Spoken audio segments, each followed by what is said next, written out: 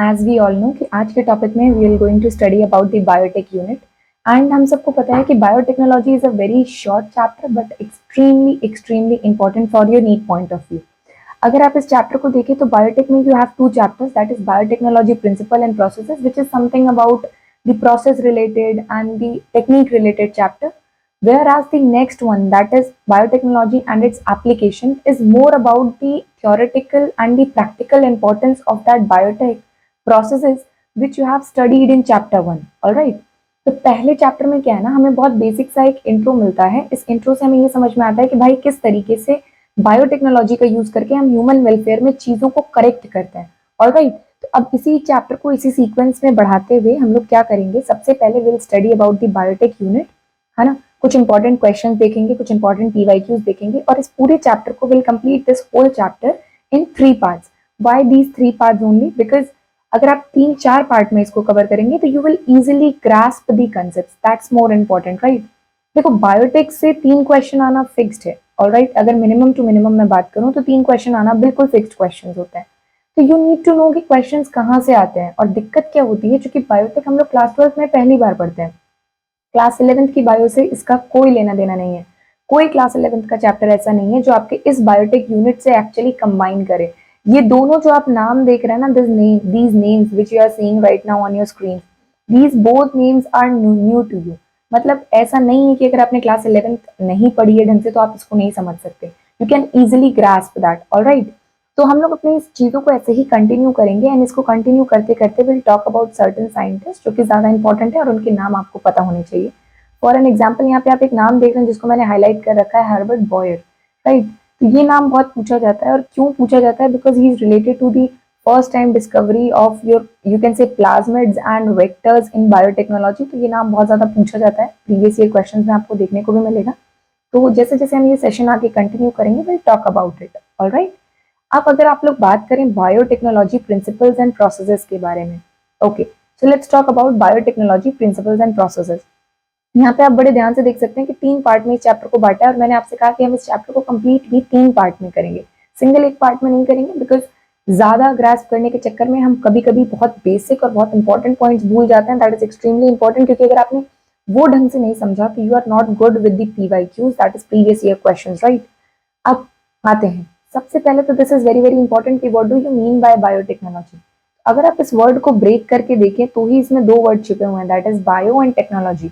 Technology is all related to the technical stuff like computer engineering, data science and computer data analysis and all.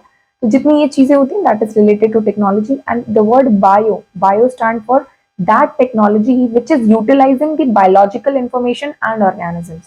Alright, अगर आपको ये शब्द समझना हो तो बहुत सिंपल सा है, ऐसी टेक्नोलॉजी जो कि हम लिविंग ऑर्गेनिजम्स पे यूज कर रहे हैं, उससे समझ रहे हैं और उसी के बेनिफिट के लिए यूज कर रहे हैं। That's very very important stuff that you need to know. So biotechnology, let's read the statement once so that you are confident with the questions. Okay. So biotechnology deals with the techniques of using live organisms that I told you and enzymes of the organism to produce products and processes which are useful to humans. अब ऐसा कोई नहीं कह सकता कि ठीक है हम बायोटेक का यूज करके ना एक ऐसा इंसान बनाते हैं जो कि इंसानों को खाए। ऑलराइट, मतलब आप ऐसा कोई स्पाइडरमैन बना दें, कोई आयरन मैन बना दें ताकि वो ऐसा कुछ डिस्ट्रक्शन कर पाए ह्यूमन रेस को, तो this is not allowed. Alright, एक बहुत इंपॉर्टेंट चीज जो आपको इतने में समझ आ जानी चाहिए, everything needs to have a ethical clearance in biotechnology. क्या मतलब हुआ इसका? मतलब यहाँ पे मैंने एक शब्द बोला, एथिक्स। एथिक्स का मतलब होता है कि कोई भी चीज जो आप बना रहे हो इतना पैसा खर्च करके, इतनी सोफिस्टिकेटेड महंगी टेक्निक्स को यूज करके, गवर्नमेंट या कोई भी ऑर्गेनाइजेशन आपको परमिट तभी करेगी when you are using that technology for the betterment of human beings. All right, it cannot be permitted, it is not allowed to create something through biotechnology which is not useful to humans. That's a very very important statement. So everything should make sense, should be ethical and should be useful to the human race. कोई भी ऐसी चीज जो human race को आगे चल के destruct करे वो आप नहीं बना सकते बायोटेक में। ऑलराइट, तो this is the first and the foremost important thing that you need to know. मेरे साल में एम्स के क्वेश्चन को इसमें कैसे घुमा दिया था? एम्स के क्वेश्चन को इसमें इसलिए घुमा दिया गया था कि biotechnology is a technology which requires technical stuff along with biological organisms and it can create products which will have different impacts on human beings. इसका स्टेटमेंट ही गलत है। क्यों? पूरा चीज इन्होंने सही बोला, that biotechnology is using technological stuff in the living organisms in different products but only for the betterment of human race, not for any kind of destruction to the human race. All right, this is not allowed. ठीक है, तो इसका मतलब ये हो गया कि ethical clearance इसमें बहुत इंपॉर्टेंट है। ये मैं वर्ड लिख रही हूँ बार बार, एथिकल। एथिकल का मतलब है जो सामाजिक तौर पे जो ह्यूमन रेस के लिए एक्चुअली यूजफुल है और सही है। That clearance is very very important for this biotechnology unit. Alright, अब आगे बढ़ते हैं। यहाँ पे मैंने पिंक कलर से एक चीज हाईलाइट कर रखी है, अगर आप बड़े ध्यान से देखें, that is European federation of biotechnology. You can C EFB। What is this EFB? EFB stands for European federation of biotechnology, जो कि मल्टीपल टाइम्स आपके नीट के क्वेश्चन में पूछा जा चुका है कि what is that EFB। That is very very important because EFB basically has given the traditional view and the modern view of biotechnology। पहले जब बायोटेक्नोलॉजी नई नई स्टार्ट हुई थी तो ये इतनी मॉडर्न नहीं थी, इतनी ज्यादा सोफिस्टिकेटेड टेक्निक नहीं थी कि हम समझ पाए कि क्या चीज हमारे लिए सही है, क्या चीज हमारे लिए गलत है।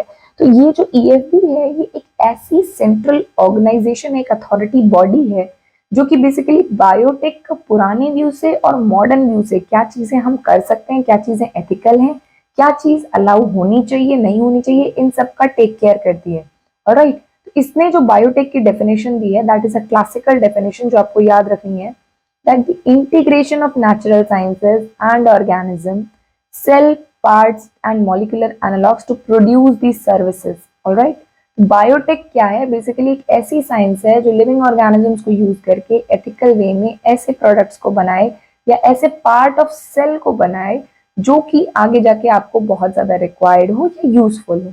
Alright, this is a very very important statement that you have to read it. Okay, अब this is very very important। यहाँ पर मैंने एक वर्ड लिख रखा है recombinant vaccines।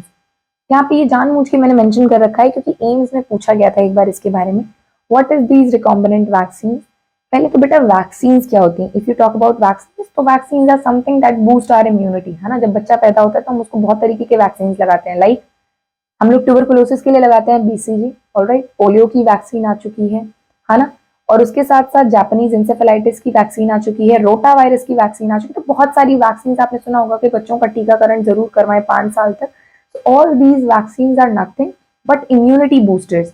आगे जाकर अगर कभी ये बच्चा किसी चीज से सफर करता है तो ये वैक्सीन उसको उस डेंजर से, उस बीमारी के एंड और क्रिटिकल स्टेज से उस बच्चे को बचाते हैं। ऑलराइट, यहाँ पे रिकॉम्बिनेंट का मतलब ये है कि वैक्सीन पहले अलग अलग टेक्निक से बनाई जाती थी, अब बायोटेक का यूज करके क्या करते हैं हम लोग? Recombinant DNA technology. What do you mean by recombinant DNA technology? अगर मैं आपको बहुत सीधी सरल भाषा में समझाऊं, तो एक पार्ट का दूसरे में मिलाकर कुछ नया क्रिएट करना। Suppose this is the one part, this is the one part of the vaccine and this is the another part. ये मेरा बैक्टीरिया मान लीजिए A है, suppose I am just making it visible. यहाँ पे मैंने एक टैग लगा दिया, ठीक है। तो पहले वैक्सीन कैसे बनती थी? पहले मान लीजिए ये मेरा बैक्टीरियल प्रोडक्ट है, तो इस बैक्टीरियल प्रोडक्ट यानी इस एंटीजन के खिलाफ ही मेरी बॉडी में इम्यूनिटी बनेगी। दिस इज नेचुरल वैक्सीन जो कि पुराने जमाने से बनी चली आ रही है। रिकॉम्बिनेंट वैक्सीन ने क्या कर रखा है? रिकॉम्बिनेंट वैक्सीन का मतलब होता है आप किसी भी तरीके से अगर इस बैक्टीरिया या इसके रिलेटेड प्रोडक्ट्स को जेनेटिकली इंजीनियर कर दें। जेनेटिकली इंजीनियर का मतलब कुछ इसमें अपना जीन ऑफ इंटरेस्ट डाल दें, कुछ जीन के साथ छेड़खानी करें और इसको ऑल्टर करके और बेटर क्वालिटी की अगर आप वैक्सीन बनवा पाए तो that is called recombinant vaccine. Alright, ये होती है नॉर्मल वैक्सीन कि भाई मुझे पता है कि ये बैक्टीरिया ऐसा दिखता है, इसका एंटीजन ऐसा दिखता है, तो मैंने क्या किया, इसका उठा के वैक्सीन बना दिया। इस एंटीजन को उठाया, इसको हीट किल किया और वैक्सीन के फॉर्म में बना दिया। बट फॉर एन एग्जाम्पल, अगर मैंने क्या किया, इसमें दूसरा जीन को टैग करके, जीन ऑफ इंटरेस्ट को मिला के इस वैक्सीन को दूसरे तरीके से बनाया जो कि 99% ज्यादा इफेक्टिव है, तो that is called recombinant vaccine और recombinant DNA technology. Don't worry, subsequent जैसे जैसे थर्ड लेक्चर वगैरह आएगा और उसके साथ साथ एप्लीकेशन वाला जब हम चैप्टर पढ़ेंगे तो will talk about in detail. Okay, तो एक एग्जांपल आपको बहुत अच्छे से याद रखना है जो आपके लेवल पे पूछा भी जाता है, दैट इज हेपेटाइटिस बी।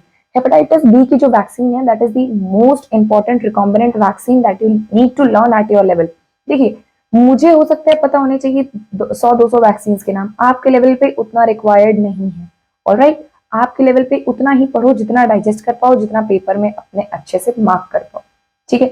आपके लेवल पे एक ही वैक्सीन पूछी जाएगी, दैट इज हेपेटाइटिस बी। और हेपेटाइटिस बी कौन से वायरस के अगेंस्ट है? That is against hepatitis B virus, जो कि लिवर को इन्फेक्ट करता है। ऑलराइट, इतनी चीजें समझ में आ गई। Now let's move to this topic. ये लिखा गया है प्रिंसिपल्स ऑफ बायोटेक्नोलॉजी। मतलब आप जो भी बायोटेक में यूज कर रहे हो, बेसिकली किसी भी एक बड़े प्रोसेसेस के छोटे छोटे सब प्रोसेसेस होते हैं। सपोज करिए अगर बायोटेक एक बहुत बड़ा प्रोसेस है, तो इसमें हमारे पास दो सब कैटेगरी के प्रोसेसेस होते हैं। एक आपका होता है जेनेटिक इंजीनियरिंग और दूसरा आपका होता है bio process engineering. What is this bio process engineering and what is this genetic engineering? Let's understand this thing. देखो, इंजीनियरिंग का मतलब क्या है? अगर आप कहो कि मैं इंजीनियरिंग का कोर्स करता हूँ, तो what is that engineering?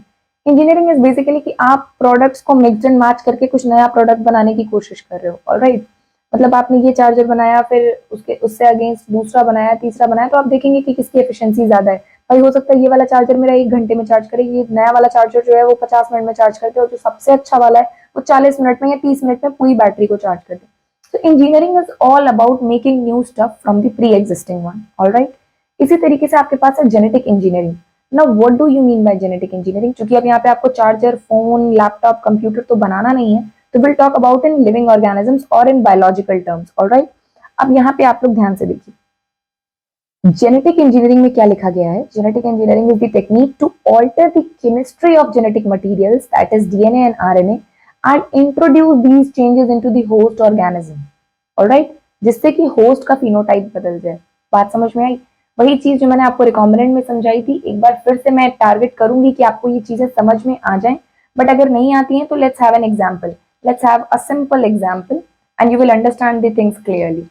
Suppose करिए कि मेरे पास ये है ऑर्गेनिज्म ए, ये है ऑर्गेनिज्म बी।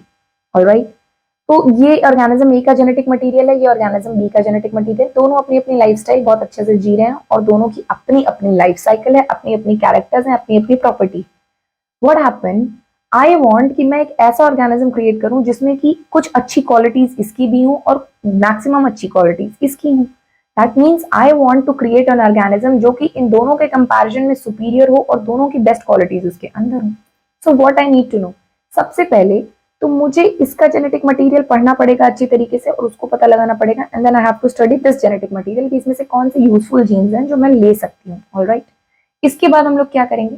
इसके बाद हम लोग क्या करेंगे कि जैसे मान लीजिए ये दो चीजें थी, मैंने इसका जेनेटिक मटेरियल उठाया, इसका भी उठाया, और क्या किया, इन दोनों को एक्सचेंज कर दिया। इसका देखिए ब्लू मार्क है यहाँ पर, अगर आपको ध्यान से दिख रहा हो हल्का सा ब्लू मार्क है, मैंने इसको यहाँ पर कर दिया और इस रेड वाले को मैंने यहाँ पर कर दिया। नाउ व्हाट विल हैपन, अब ये ऑर्गेनिज्म आप कंप्लीटली ऑर्गेनिज्म ए नहीं कह सकते। क्यों नहीं कह सकते? क्योंकि 80% डीएनए तो इसका है, लेकिन ऊपर का जो 20% है वो ब्लू वाले का इसमें मिक्स्ड हो चुका है। इसका सीधा सा मतलब ये है कि अब इसका जेनेटिक मटेरियल सिर्फ ए का नहीं रह गया है, इसमें बी वाले का भी मिक्स आ चुका है। दैट मीन्स कि ये अब रिकॉम्बिनेंट हो चुका है। That what do we mean by recombinant? उसी तरीके से ब्लू वाला अब सिंपली ब्लू का जेनेटिक मटेरियल इसमें नहीं रहा है, इसमें रेड का कुछ पार्ट शिफ्ट हो चुका है, तो it is called recombinant. Alright, तो जहां पर हम जेनेटिक मटेरियल का एक्सचेंज करते हैं, ट्रांसफर करते हैं to create something new variety और variations into the genetic material, that is called genetic engineering.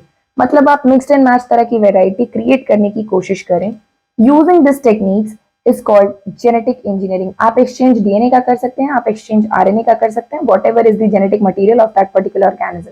Alright, अब आते हैं बायोलॉजिकल इंजीनियरिंग या bio process engineering. Bio process engineering का मतलब क्या हुआ? सपोज करिए मैंने लाखों रुपए खर्च करके इन दोनों का जेनेटिक मटेरियल चेंज कर दिया। मेरे को पता चल गया कि भाई ये वाला अब रिकॉम्बिनेंट हो चुका है, इसमें सिर्फ रेड की प्रॉपर्टी नहीं है, इसमें साथ में ब्लू की प्रॉपर्टीज भी आ चुकी हैं। और ये ब्लू वाला जो है ये भी रिकॉम्बिनेंट हो चुका है, क्योंकि इसमें सिर्फ ब्लू की प्रॉपर्टी नहीं है, इसमें रेड की भी आ चुकी है। ऑलराइट, तो अब मैंने बना तो लिया लाखों रुपए खर्च करके, पूरी इकोनॉमी लगा दी, बट व्हाट विल हैपन अगर मैं इसका स्टेराइल एनवायरनमेंट मेंटेन नहीं कर पाई? तो इट इज वेस्ट।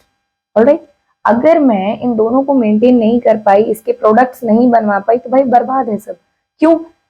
पूरा का पूरा खेल इसी पे टिकता है कि भाई आपने जो भी चेंज किया जेनेटिक लेवल पे, जेनेटिक लेवल पे किसी को कुछ पता नहीं चलता है, क्योंकि सबका सब बहुत ज्यादा माइक्रोस्कोपिक होता है। तो जो चेंज है वो हमें तब पता चलेगा ना, जब हमें कोई फिनोटाइप में कोई एक्सटर्नल चेंज देखने को मिले। ऑलराइट, जब कोई एक्सटर्नल चेंज देखने को मिलेगा तब हमें उसका चेंज समझ में आएगा। एक्सटर्नल चेंज तब मिलेगा जब मैं इस ऑर्गेनिज्म को जो कि रिकॉम्बिनेंट हो चुका है इसको ग्रो करूं बाहर। ऑलराइट, इसको ग्रो करने के लिए जो मैंने जेनेटिक इंजीनियरिंग के थ्रू दो नए रिकॉम्बिनेंट चीजें बनाई हैं, उसको ग्रो कराने के लिए मुझे क्या चाहिए, एक एम्बिएंट एनवायरनमेंट चाहिए, ऐसा एनवायरनमेंट चाहिए जो इन दोनों को परमिट करे कि ढंग से ये मेरे हिसाब से ग्रो करे और अपना प्रोडक्ट बनाए। So definitely enabling the growth of the desirable microbe and eukaryotic cell in large quantities through biotechnology is known as bioprocess engineering। मतलब मैंने लाखों रुपए खर्च करके अगर 2 रिकॉम्बिनेंट बना भी लिया तो मेरा मकसद ये बिल्कुल नहीं रहेगा कि मैं 2 को बना के फिर टेस्टिंग करूं। डेफिनेटली मैंने अपने कॉमर्शियल फायदे के लिए ये 2 प्रोडक्ट लाखों रुपए खर्च करके बनाए हैं, तो आई वांट कि ये चीज कॉमर्शियल वे में जाए, ये चीज आगे जाके नए नए प्रोडक्ट्स बनाए। इसके लिए हम क्या करते हैं, इसके लिए हम ऐसा इसको प्रॉपर एनवायरनमेंट देते हैं, बड़े बड़े बायो रिएक्टर टैंक्स लगाते हैं जिसमें कि ये ऑर्गेनिज्म ग्रो कर सके और अपने डिजायरेबल प्रोडक्ट्स बायोटेक के हमें बना के दे सके, ताकि मैं उसका कॉमर्शियल बेनिफिट उठा सकूं, उसको मार्केट में बेच सकूं। Alright, so this is all bio process engineering. जो भी आप जेनेटिक लेवल पे चेंज करते हैं, कटिंग, मिक्सिंग, मैचिंग डीएनए और आरएनए की, that is genetic engineering. After creating the recombinants, whatever you require to make that recombinant survive into harsh condition and to make commercial products is what about all you need about bioprocess engineering. These are the 2 simple processes that you need to know. Now a very very important step, अब इसके आगे की हम लोग बात करते हैं। इसके आगे की अगर आप लोग बात करें तो यहाँ पे कुछ चीजें लिखी गई हैं दैट आपको एक चीज तो बहुत क्लियरली पता होगी कि आपको सेक्सुअल रिप्रोडक्शन और एसेक्सुअल रिप्रोडक्शन का डिफरेंस पता होगा। ऑलराइट, सेक्सुअल रिप्रोडक्शन और एसेक्सुअल रिप्रोडक्शन का डिफरेंस क्या होता है बेटा? अगर मैं आप सबसे पूछूं तो what is the difference between sexual and asexual reproduction? As you can see, मैंने स्क्रीन पे इसे मार्क भी कर रखा है, if you can see it. Advantage क्या है सेक्सुअल रिप्रोडक्शन में और एसेक्सुअल रिप्रोडक्शन में, व्हाट इज द डिफरेंस, है ना? मैं आपको बहुत क्लियरली छोटे से एग्जांपल से समझाने की कोशिश करूंगी। Let's have a look. Suppose this is organism A, ठीक है, और ये एसेक्सुअली प्रोड्यूस कर रहा है। तो एसेक्सुअली प्रोड्यूस करेगा तो क्या करेगा, अपने जैसे ऐसे बहुत सारे क्लोन्स या कॉपीज क्रिएट कर देगा। तो ये एक मार्कर पेन है, इसकी तरह अगर 2-3 मार्कर पेन और आ जाएं और ये अपना एक पूरा ग्रुप बना ले, तो that is asexual reproduction and this is called cloning. Alright, exact copy create हो रही है यहाँ पे। बट व्हाट एंड, और इसमें एक चीज आपको और समझ में आई, जब मैं एसेक्सुअल रिप्रोडक्शन आपको पढ़ा रही हूँ तो मैंने सिर्फ एक मार्कर यूज किया है, इसके अलावा मैंने कुछ भी यूज नहीं किया। दैट मीन्स एसेक्सुअल रिप्रोडक्शन में सिर्फ एक पेरेंट रिक्वायर्ड होता है, जिससे कि वो अपनी ही बॉडी से, only single parent can produce multiple clones using its own body. That means only a single parent can give rise to 100 or million of new organisms. All right. Sexual reproduction की अगर मैं बात करूं, sexual reproduction में there is requirement for 2 parents. Alright, I require 2 parents. दोनों parents में क्या होता है, सेक्सुअल रिप्रोडक्शन में जो इनकी प्रोजेनी बनती है ना, तो ये कंप्लीटली इसकी तरह होती है, यानी ऑर्गेनिज्म ए की तरह होती है, ना ही कंप्लीटली ऑर्गेनिज्म बी की तरह होती है। होता क्या है, सेक्सुअल रिप्रोडक्शन में होती है क्रॉसिंग ओवर। क्रॉसिंग ओवर का मतलब होता है change of genetic material, as you can see. Alright, या ना तो ये अब सिर्फ बी बचा, क्यों? क्योंकि नीचे का पार्ट बी का है बट ऊपर वाला ए का आ चुका है, तो दिस इज रिकॉम्बिनेंट। या क्रॉसिंग ओवर, ये क्या है, ये ऑर्गेनिज्म ए है जिसके ऊपर ऑर्गेनिज्म बी का पार्ट आ चुका है, तो this is also recombinant. So sexual reproduction में there is no clones, all the individuals which are formed are of different recombinations and different crossing over frequency, जिसकी वजह से कहा जाता है कि सेक्सुअल रिप्रोडक्शन की जितनी भी चीजें हैं वो यूनिक होती हैं। इसीलिए ये लाइन लिखी गई है that advantage of sexual reproduction over asexual is that asexual is producing clones whereas the sexual is producing your new recombinations or unique combinations which can be better for the upcoming future generations and the populations. I hope आपको ये difference बहुत clearly यहाँ पर समझ में आ चुका हो। अब इसके आगे वाले सेशंस में, चूंकि हम छोटे छोटे वीडियोस में इस पार्ट को रिकॉर्ड करना चाह रहे हैं, इसके आने वाले सेशन में हम बहुत ही इंपॉर्टेंट और बहुत ही बेसिक बात करेंगे बायोटेक की, कि क्या होती है जीन क्लोनिंग, क्या होता है जीन ट्रांसफर, क्या होता है recombinant DNA. Will talk about that in the upcoming later sessions. ये चैप्टर को मुझे पार्ट में कराने का सिर्फ एक बेसिक सा मोटो है कि आपको चीजें क्लियरली समझ में आए। ऑलराइट, आप कितना भी कम टाइम में पढ़ना चाहें फिर भी आप इफेक्टिवली पढ़ पाएं, क्योंकि हमारे ब्रेन का एक रिटेंशन स्पैज्म होता है, उसको आपको मेंटेन रखना है। And all the very best for the upcoming future lectures.